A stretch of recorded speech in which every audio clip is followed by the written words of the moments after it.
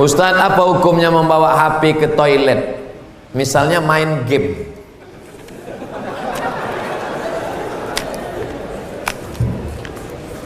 Ada orang buang air besar sambil main game. La ilaha illallah Muhammadur Rasulullah. Fokus saja di satu pekerjaan.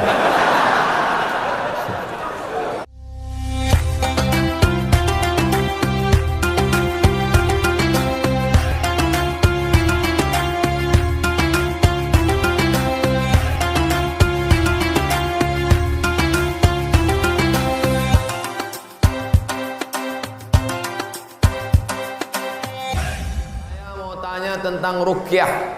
Saya sudah ngikuti ruqyah 4 kali, tapi sampai sekarang belum bisa keluar juga jinnya.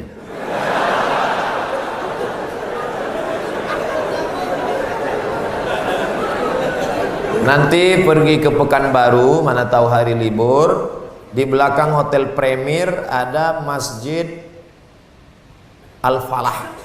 Ini nomornya, catat. Mana tahu ke Pekanbaru. Mungkin sama Ustadz ini jin itu tak takut, yang ini dia takut. Catat nomornya. Ketua Asosiasi Ruqyah Indonesia Provinsi Riau Daratan. Namanya Ustadz Saifullah. 0812 768 9119. 0812 768 9119. Kalau emergensi 911. Kalau diganggu hantu 119. Datang ke sana. Jadi tak salah kita coba. Kalau siang namanya Ustadz Saifullah, kalau malam namanya Ustadz Zafrullah, di masjid yang sama. Mana tahu kebetulan ke Pekanbaru malam, datang ke masjid yang sama, namanya Ustadz Zafrullah. Ada orang 7 tahun nikah tak punya anak, diruqyah sama Ustadz Zafrullah, punya anak. Pas ditanya kenapa, rupanya ada jin yang menghalangi pertemuan antara sperma dengan sel telur, dihalanginya sehingga tak jumpa. Jangan dibacakan usir. Kata Ustadz Saifullah, ada pula bencong LGBT diruqyah sehat, ternyata yang masuk tuh jin bencong. Jadi saya tanya, Ustadz, jadi ada jin tuh bencong? Ada, kata dia. Itulah yang dimasuk ke dalam. Itu. Ustadz, udah diruqyah 2-3 kali tetap juga sakit. Berarti tidak. Pemarah. Laki saya ini pemarah, Ustadz. Sudah diruqyah 5 kali tak juga hilang marahnya. Berarti tak salah jin. Memang dia pengamuk. Makanya kadang kita kasihan juga sama jin nih. Sikit-sikit salah dia. Sikit-sikit salah dia. Aku tak selamanya salah, kata jin. Ustadz, ayat yang dibacanya kan ayat kursi. Coba saya dengar yang dibacanya itu ayat kursi. Kenapa kita yang baca, kenapa jin itu tak keluar? Ini bukan masalah pistolnya, tapi man behind the gun. Orang yang punya pistol. Kita bacakan Allahu la ilaha illal qayyum la ta'khudhuhu sinatun wa la nawm lahu ma, tak mau dia keluar, malah ketawa jin itu. Ditanya, jin, kenapa kau tak mau keluar? Sesama hantu di dalam saling mengusir. Hantu ngusir hantu, mana mau? Yang membaca itu ulahnya 11-12 macam hantu. Apa hukum suami menyembunyikan uang gajinya? Kadang memberi istri sikit, padahal gajinya besar. Berapa tadi hak ibu? Ingat, berapa hak ibu tadi? Makan, pakai, tempat tinggal, pendidikan, perhatian. Kalau kurang, maka laki-laki ini dituntut di hadapan Allah Subhanahu wa taala. Hai laki-laki yang gajinya banyak tapi mengasihi bini sikit, maka ingat 5 ini mesti kau tunaikan. Alhamdulillah Ustaz Somad, dulu selama ini abang tu cuma 100.000 lah dikasihnya. Setelah mendengar ceramah Ustaz tadi malam, bertambah berapa? 110. Tambahlah. Nabi sedang duduk. Nabi duduk-duduk di bukit Sofa. Datang seorang perempuan namanya Hindun. Apa kata dia? Ya Rasulullah, inna Aba Sufyan rajulun sahih. suamiku itu orangnya pelit. Boleh tak ku ambil duitnya untuk makan anak-anakku? Kata Nabi, ambillah. Itu dalil boleh mengambil duit laki yang pelit. Tapi kalau kurang, kalau udah cukup jangan ambil lagi. Saya tak tanggung jawab. Nanti dia ambilnya semua. Pas ditanya, kenapa kau ambil? Kata Ustaz Somad tadi malam. Misalnya standar di sini sebulan 3 juta. Laki cuman mengasih 1 juta. Maka ibu boleh ambil 2 lagi. Kenapa? Karena itu keperluan. Begitu dalam riwayat tentang Hindun mengadu Abu Sufyan, rajulun syahid, pelit. Saya ingin bertanya Ustaz, bagaimana Islam memandang seorang yang mengagumi, mencintai pasangan orang lain?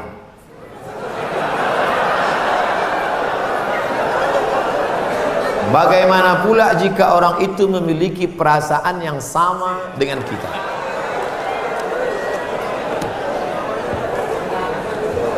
Hidup ini ada pilihan, ada keterpaksaan. Hidup ini ada pilihan, ada keterpaksaan. Saya mau ceramah antara duduk dan berdiri. Pilihan atau keterpaksaan? Pilihan. Ustadz mau duduk atau berdiri? Saya pilih berdiri. Kenapa Ustadz pilih berdiri? Menunjukkan bahwa saya masih muda, masih sehat. Antara minum atau tidak minum. Pilihan atau keterpaksaan? Pilihan. Minum atau tidak, terserah saya. Mau saya minum, mau tidak. Itu pilihan saya. Nah, masalah cinta. Cinta itu pilihan atau keterpaksaan? Cinta tidak pilihan. Cinta adalah keterpaksaan. Oleh sebab itu maka kadang kita tengok orang ganteng bininya buruk. Kenapa? Terpaksa. Cinta tak bisa memilih. Ketika dia rasional, dia tidak cinta. Maka ketika kita senang dengan orang, kadang kita pun tak tahu alasannya. Kenapa kita tiba-tiba senang dengan orang? Nah, cinta tidak bisa memilih. Ketika kita suka dengan orang, apakah kita berdosa? Tidak. Karena rasa itu ada tumbuh di dalam. Suka tidak berdosa. Ketika dia berubah menjadi action, baru berdosa. Suka kita dengan orang, tak dosa. Tapi ketika kita dekati, minta nomor HP-nya, baru dosa. Lalu cinta itu apa? Cinta kepada anak gadis orang belum menikah, kita bisa nikahi dia. Yang jadi masalah bagaimana kalau cinta sama bini orang? Oleh sebab itu maka rasa itu mesti dibuang, karena dia adalah bagian dari ujian. Ujian, jangan dipeturutkan. Dipeturutkan, didekati, apalagi sekantor, witing trisno jalaran suko kulino. Kita tumbuh hanya sering kena. Berawal dari 6. Pertama, nazratun, pandangan. Setelah lama memandang, fabtisamun, senyum. Setelah senyum, fasalamun, selamat pagi, good morning. Setelah salam, fakalamun, kerja di mana? Di BP, sekantor ya. Setelah fakalamun, famau'idun, janjian. Bisa ketemu kita nanti siang? Oke. Sukanya makan apa? Ayam panggang. Sana kalau gitu, iya. Faliqaun, pertemuan. Setelah pertemuan, bekerjalah setan, lalu kemudian makan bersama, makan siang. Apa kata orang Inggris? No free lunch. Tak ada makan siang yang gratis. Akhirnya terjadilah apa yang terjadi. Maka kalau ada bibit-bibit itu terasa di dalam, tekanlah dia, jangan lagi pandang, jangan diperturutkan. Itulah nilai jihad. Bukan jihad berdarah-darah melawan Belanda, tapi jihad hawa nafsu yang justru jauh lebih besar. Melawan meriam Belanda banyak orang tahan, meriam Belina payah. Bagaimana hukum kita sholat berjamaah di suatu lapangan, terus sopnya putus-putus? Mohon penjelasannya Pak Ustaz. Sawus sufuf, luruskan sop. Fa inna taswiyatas sufu min tamamis sholah. Lurusnya sop bagian dari kesempurnaan. Sholatnya sah, tapi kurang sempurna. Sholat tadi berjamaah di sini sah, tapi kalau putus-putus kurang sempurna. Imam, luruskan dulu, tengok. Saya sholat di Masjid Istiqomah di Bengkalis. Apa kata imam? Luruskan sholat, matikan HP.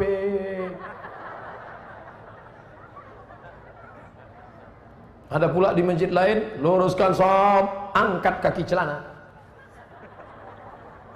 Ada pula di masjid di Dumai lain lagi, luruskan sholat, simpan batu cincin. Saya tanya, Pak Imam, kenapa lain ini? Iya Pak Ustaz, batu cincin ini buat orang tak khusyuk. Waktu tasyahud tengok. Sudah deh. Tapi tiga-tiganya sepakat bahwa luruskan sop. Cara meluruskan sop itu Pak Ustaz, ujung kaki di ujung tumit, ujung kaki di ujung sop. Kiblatnya ke sana. Ini ujung sajadah tumit. Nah, tumitnya yang rata. Takut pula terlentang. Tumit. Jadi yang rata itu tumitnya. Adapun ujung kakinya ya tergantung kaki masing-masing kan. Kalau kakinya panjang, panjang. Kalau pendek, pendek. Mangkibun bimangkibin. Bahu rapat dengan bahu. Bahu bersentuh dengan bahu. Bersentuh dengan bahu. Saya kalau bahu saya disentuh orang, saya tak. Cuman kalau kaki kadang disentuh, geli kita. Nah, jadi kalau ada kawan kita senggol kakinya sekali, dia geser, jangan disenggol lagi. Nanti asik ngurus kaki. Saya khawatirnya dia preman baru tobat. Begitu kita dipijakkannya, gitu. Bertinju kita di masjid. Kalau sampai kita bertinju di masjid, nanti yang ketawa yang tak ke masjid. Kenapa orang itu bertinju di masjid? Gara-gara kaki. Untung kita tak ke masjid. Allah pak balak 6. Nah, jadi bahu rapat dengan bahu, kaki rapat-rapat sedikit lah. Kalau dia risau atau usah tempel. Setelah itu barulah imam angkat takbiratul ihram. Allahu akbar. Bagaimana hukum suntik rubella yang belum sertifikasi halal MUI? Sampai sekarang Majelis Ulama Indonesia tidak mengeluarkan sertifikat halal sampai hari ini. Itu yang disampaikan oleh Sekjen MUI, Wakasekjen MUI, Kiai Haji Dr. Kiai Tengku Zulkarnain. Oleh sebab itu kalau ada yang memakai itu alasannya karena darurat. Karena kata dia kalau tidak disuntikkan ini anaknya sakit cacat, mati. Kita kalau dipilih antara dua, mati atau makan babi, pilih mana? Makan babi. Tak boleh pilih mati. Masuk ke dalam hutan, pilihan cuma dua, mati sama makan babi. Kau pilih mati atau makan babi? Aku mati aja lah, tak boleh. Mesti makan babi. Ambil kecap, colek-colek babi itu.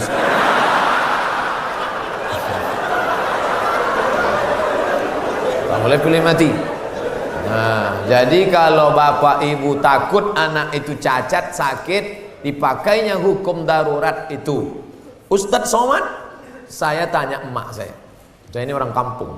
Mak, aku dulu waktu kecil ada disuntik cacar, suntik ini. Enggak, kau dari kecil tak pernah disuntik. Asal datang dokter puskesmas, kularikan kau ke hutan. Sampai sekarang saya hidup, tak ada sakit. Pernah ada trapel ngajak saya umroh. Ustadz, kapan Ustadz ada kosong mau suntik? Kalau kalian mau berangkat, berangkat.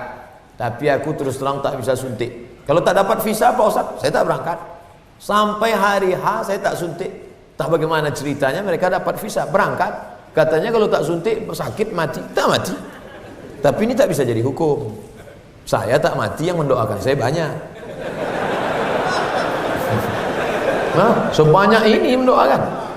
Mana mumpan kuman-kuman virus-virus? Pak Ustadz, berdosa tak kita memarahi ibu? Alasannya ibu keluar rumah tak menggunakan hijab. Oh, tak boleh nak.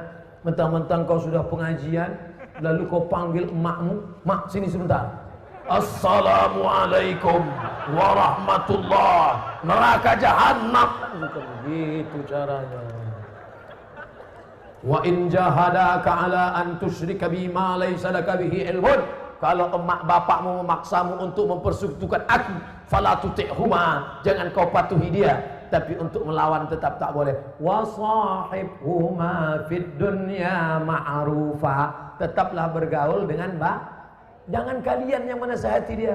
Datangi Pak Wan, datangi Pak Bupati, datangi Pak Wabu. Pak, bisa tak Bapak nasihati mak saya? Mak saya ini takut sama Bapak. Nah, panggil Pak Bupati. Bu, sini. Ibu, kenapa tak juga begitu? Iya Pak, insya Allah saya begitu. Gitu. Jadi mulutnya mulut mereka, pesannya dari kita. Jangan kita ngomong. Kita sebagai anak tidak pernah bersar di hadapan orang tua kita. Saya Abdul Somad LCMA, penceramah, tapi di depan mak saya, alah kau udah kecil. Ibu tak pernah melihat anaknya itu besar. Anak itu tetaplah anak kecil yang dulu dia gendong-gendong. Maka pakai lidah orang lain. Cari tokoh-tokoh adat, tokoh lembaga adat Melayu, nenek mama, tokoh masyarakat. Datuk, bisa tak Datuk nasihati? Nenek, bisa tak nasihati emak saya belum berjilbab? Aku pun tak berjilbab juga. Apa hukum orang yang mampu beli mobil tapi minyaknya pakai subsidi premium? Ini nyindir saya nampaknya. Janganlah main sindir-sindir. Kalau mau turun saya baru tanya langsung. Berat menjawabnya ini. Kita bandingkan dengan negara lain, bagaimana harga minyak, bagaimana hebatnya negeri kita, gemah ripah, loh jenawi, tongkat dan batu jadi tanaman, untayan zamrud, katulistiwa di bawah minyak, di atas minyak. Bagaimana nasib saudara kita di Anambas yang begitu kaya dan hebat, tapi 24 jam saya di sana, HP saya tak berbunyi sama sekali. Nah, ini kan luar biasa. Oleh sebab itu pengaturan minyak, subsidi segala macam, mudah-mudahan ke depan pemerintah lebih baik insyaAllah. Ini hak kita, kita sebagai warga negara. Mestinya kita ini, kalau dilihatlah minyak kita dengan gas kita, dengan batu bara kita, dengan negeri terkaya di dunia, tak ada apa-apanya Brunei Darussalam. Ustadz, apa hukumnya membawa HP ke toilet? Misalnya main game.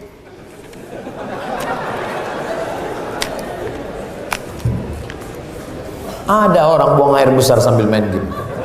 La ilaha illallah Muhammadur Rasulullah. Fokus sajalah di satu pekerjaan. Tahu salah yang lain. Pak Ustadz, saya mau nanya, apakah orang yang bertato itu tidak diterima sholatnya? Ada orang pakai tato, apa tulisan tatonya? Orang yang bertato tidak diterima sholatnya.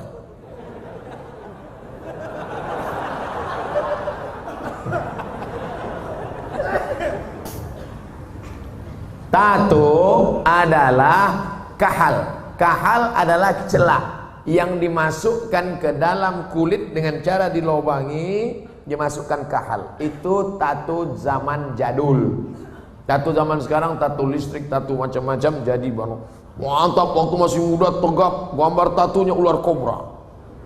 Setelah tua kena diabetes, mengkurut, cacing pita.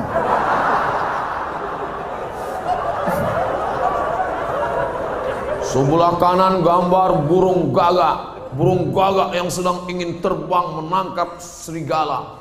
Tiba-tiba karena sudah tua, kurus, keriput, gambar burung puyuh. Dulu preman tengik, sekarang tobat. Nah, apakah setelah tobat dia perlu menyetrika tatonya?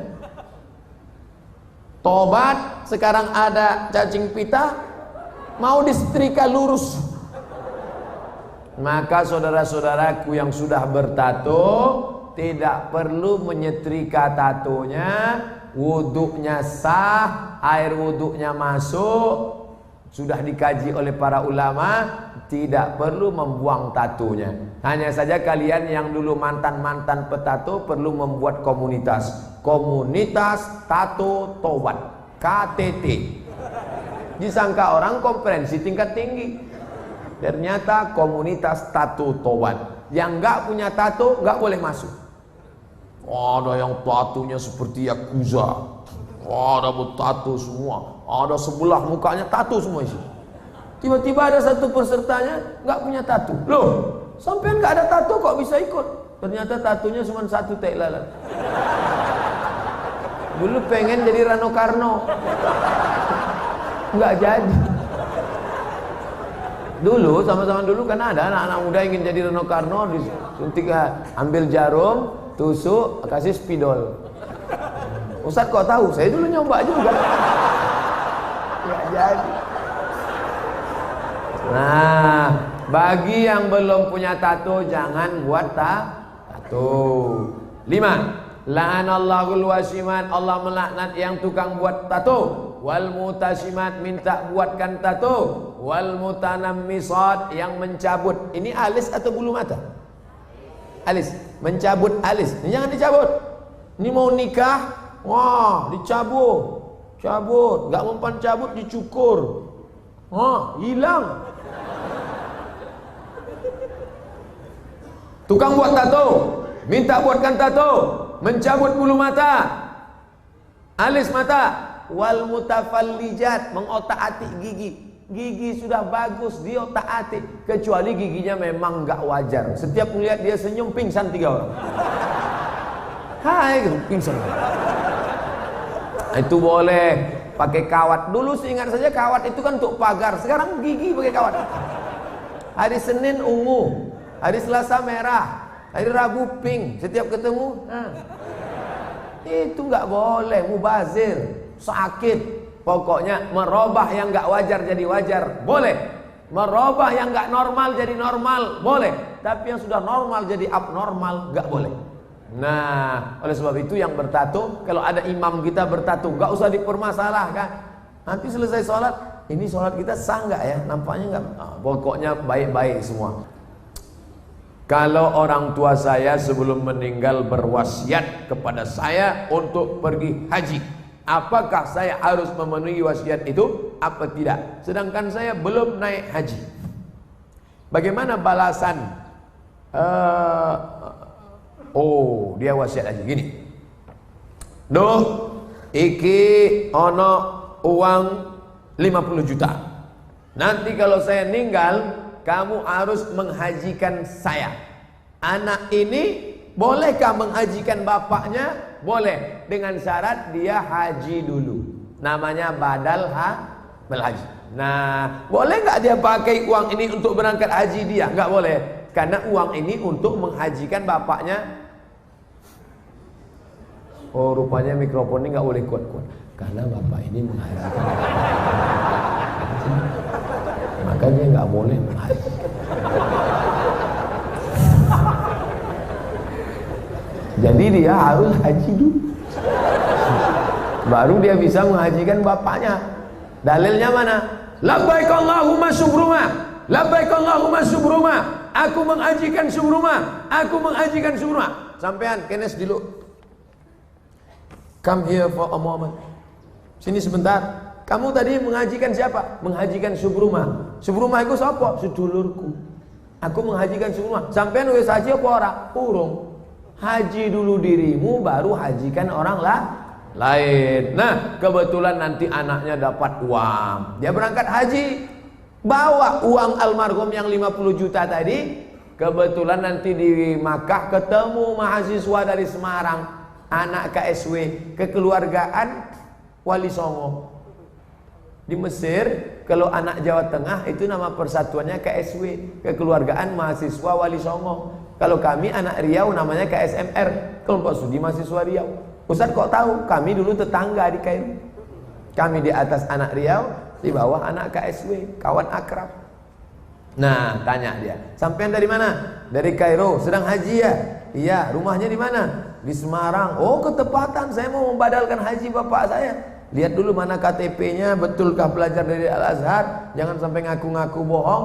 Lalu kemudian serahkan, ini badal haji untuk bapak saya, maka hajinya sah.